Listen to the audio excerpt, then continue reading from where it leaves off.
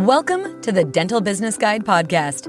From money to marketing to management, this podcast will help you run a better dental business. Hello, this is Dr. Smita Mehra speaking. Today we're going to talk about recruitment. It's a very, very important subject and very close to my heart because I think certainly from the experience I've had over the last 15 years, it's all about the team. And as far as I'm concerned, your team will either make you and they'll break you, or they'll break you. They are your biggest asset, but also they are your biggest headache. So it really is a case of trying to get the right team in the right place.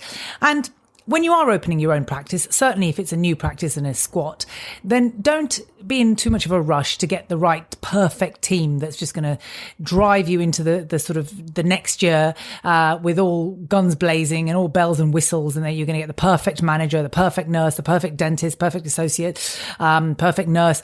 You know, it would be amazing if you could do that. But from my experience, 100% of the time, the team I have towards the end of the first year of opening any of my practices is generally not the whole team that I started off with. And sometimes it can take quite a few years to just get them right, to just tweak every person. Now, in terms of recruitment, where do you go for recruitment? I get this question quite a lot. And really my answer is try and keep it simple. Avoid agencies. If you can, avoid agencies. We've been stung by agencies so many times. They're very expensive.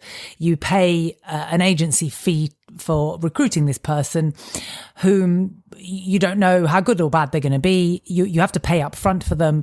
And after 1, 2, 3 months, when the probation period is over, if they are rubbish or if they're just not right for your clinic, you've still paid the fee and you're then left without that member of staff. So ideally, if you can avoid it. These days, I guess Facebook is a great medium to recruit. Obviously, if it's a dentist or an associate dentist, then clearly the BDJ is still my preferred method because it's a relatively low cost way of getting quite a few people to apply, and then of course it's shuttling them down, but at least you've got a big bank of dentists that apply that way. The other idea is you can, if you've got quite an active website, then you can put a page on recruitment on your website for all the different categories and staffing needs, and then of course there is a very old school way of putting a little note in your window. Depends on where your practice is. If it's in a little village, high street, or in the countryside, or basically non-urban, then that's a good idea. Even in urban areas, of course, you've got increased footfall, so there's nothing to stop you doing that because you just want to fire with all cylinders and get the right person. And if it's a nurse or if it's a hygienist, then, you could try word of mouth, of course. You might have associates who work in other practices and they know of nurses who work part-time who are fantastic and who are looking for additional work. Saturdays are a classic case. If you need Saturday work, then some of these nurses are free at the weekend. So that's a good way of getting them. Of course, last resort, and it's something that I have used, it's not that I haven't used them, are agencies.